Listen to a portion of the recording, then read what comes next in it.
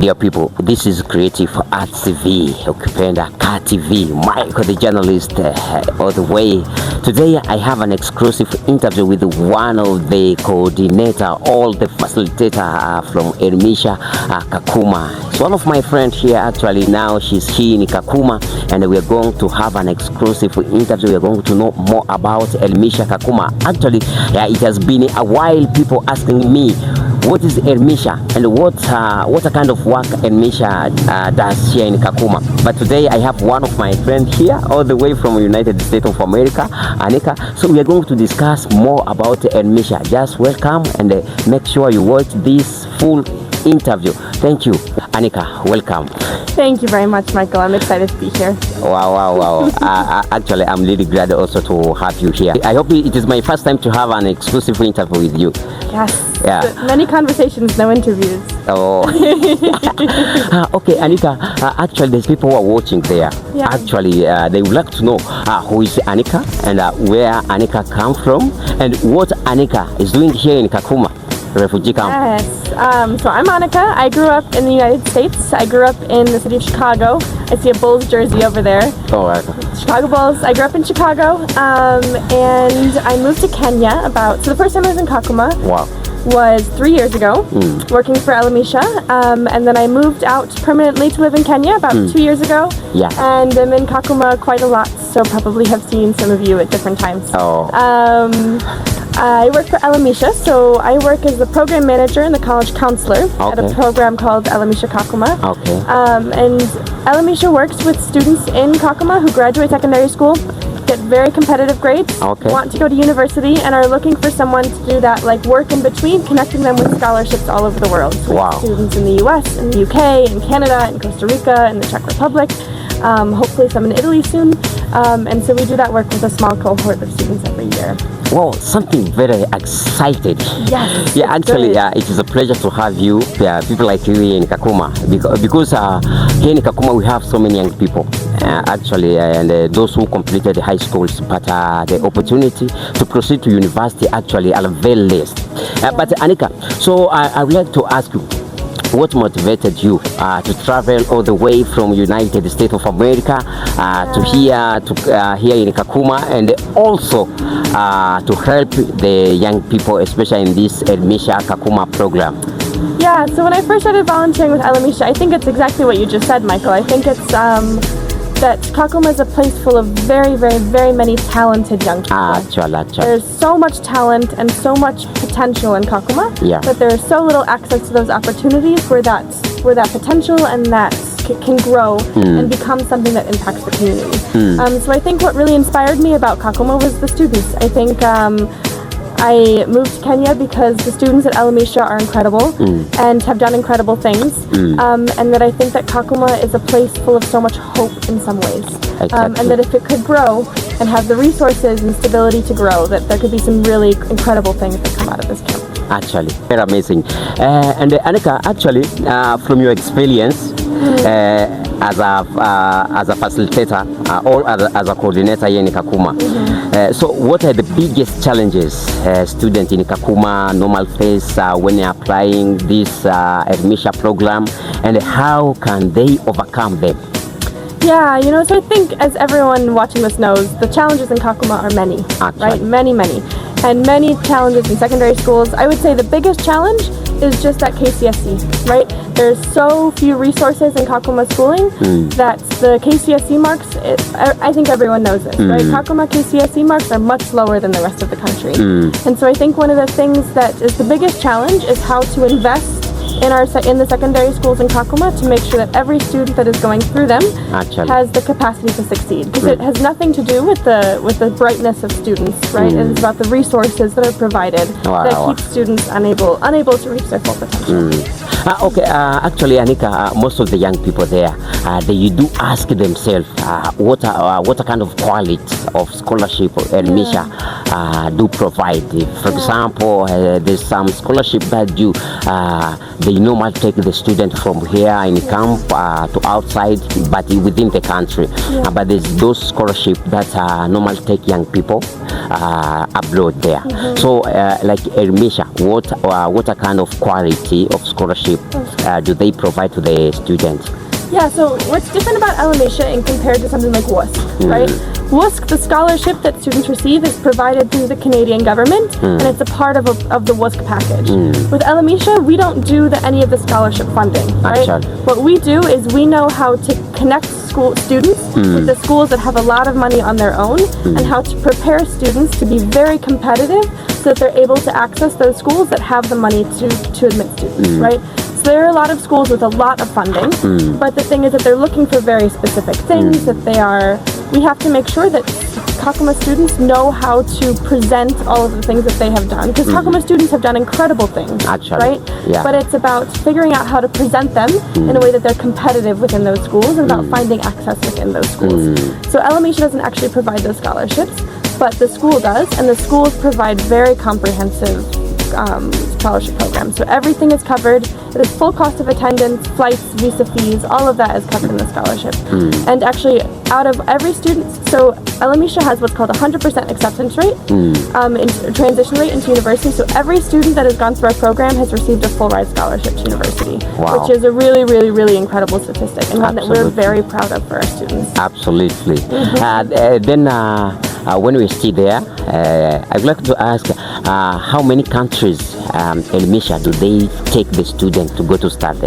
So right now it has been 4 countries. It has been the United States, the UK, Canada, 5 countries, sorry, Costa Rica, and the Czech Republic. Wow. We are looking to expand to other countries too. And whenever we can find a university that has funding, we are happy to collaborate and do all of that. But for now, it's just 5 countries. Wow. Then how do you see Elimisha Kakuma program transforming the future of the students or of the young people here in Kakuma Refugee Camp? And what give the students feeling discouraged and unprepared? But I would like to ask and what the changes have you personally witnessed so far, like transforming the young people here in Kakuma? That's a great question, Michael. Thank you. I think there are 2 things that education does. Wow. I think the first thing is that education, it has the ability to change lives in a very material way, right? One of the things we say at Elimisha all the time is that education is the only resource in the entire world that the more you share it, the bigger it grows. When I learn something, I can go teach you and 7 other people, and that resource just gets bigger and bigger and bigger. And I think I have seen that over and over again with Elimisha students, right? Elimisha was co-founded by 3 refugees from South Sudan who went to university went to high school in Kenya, and then went to the United States for university, right? And what those 3 did is they got together and they created this program where now 50 students following them have all gotten access to university, right? Education is this thing that you share it and it grows and grows and grows. And I have seen our Elimisha students go to university and start organizations, start initiatives, start scholarship programs, right? One of the first students I ever taught, his name is Nicole. I was actually just at his family's place earlier today. And he, after doing 1 year of university, came back and taught 100 people computer literacy over the summer, right? So with what he learned in university, he came back and spread that here. And I think that one of the things that I see that is very impactful about university is that it gives you the resources to transform, the physical resources to transform Kakuma communities. Actually, I think the second thing that education provides is it provides hope, right? I think that it is very hard to convince someone in secondary school to continue on if they don't see education as a way out, as a way to change their life, right? Indeed. And I think that one of the things that Elimisha is very committed to is to make sure that there are enough role models that come out of Kakuma that people have someone to look to say, no, I know someone who went to university. I know someone who stayed in high school despite the challenges, and they were able to do this. And the more students that we have that can be role models in the camp, the more hope that I think that it provides. Okay, Anika, actually, I have heard that you mentioned one of the people who started Elmisha, and or maybe I can say the founder of Elimisha Kakuma. And there's some people there who like to know maybe one of them, because as you say that they are young refugees who went to start there, and one of them is one who started Elmisha. So can you mention her name? Yeah, so there's 3 of them. It's Mary Maker, Ding Manyang, and Dudi Miabok. So they all went through a university preparatory program similar to Elimisha in Rwanda called Bridge to Rwanda, which is a very incredible program. And 3 of them then got connected to universities in the United States. They went to a school called St. Olaf, to George Washington, and to Harvard. And so all 3 of them, while they were still in university, right, they had not even graduated yet, they worked together with their former teacher, Deirdre Hand, and the 4 of them co-founded Elimisha. Wow. So it was the combination of those 4. Well, actually, Anika, I think Elmisha, I have one of my friends who went abroad there to study there, and I think one of them is, I can say, is my brother Samuel. Yes. So how is Samuel there? Samuel is very good. Wow. He's very happy. Wow. He is studying computer science a little bit and a lot of arts production and media. Wow. He is right now a part of something called Model UN. So he's going to downtown Chicago and is going to do like a mock UN conference. Wow. He seems to be happy and thriving, and I think this is something that I see over and over again with students, that when they go to the US and to abroad, they're able to succeed very, very quickly. And that is really, really, as a teacher, meaningful to watch. Actually, Anika, to conclude our interview, actually, I would like to also to ask you, what a message you would like to leave to the students in Kakuma Refugee Camp who dreams to study abroad, but they don't have where to start. So they have that passion to go to start there, but actually they don't know where to start, and they don't have someone to direct them. So what a kind of message would you like to give to those students in Kakuma?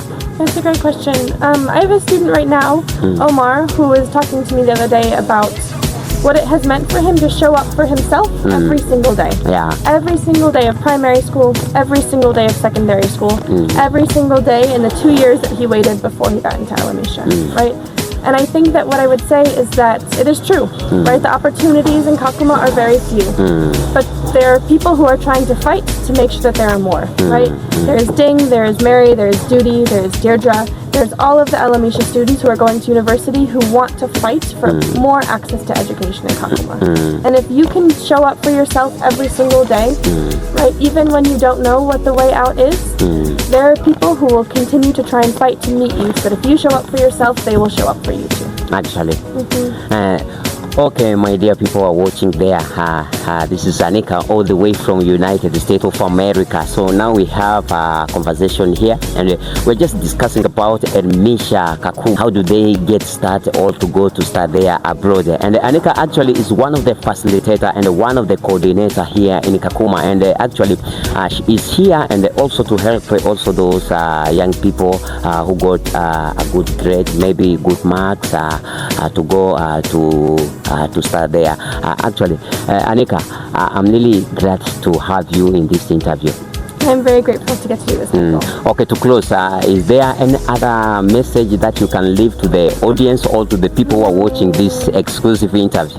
I would say, if you have any questions about Elimisha, please reach out.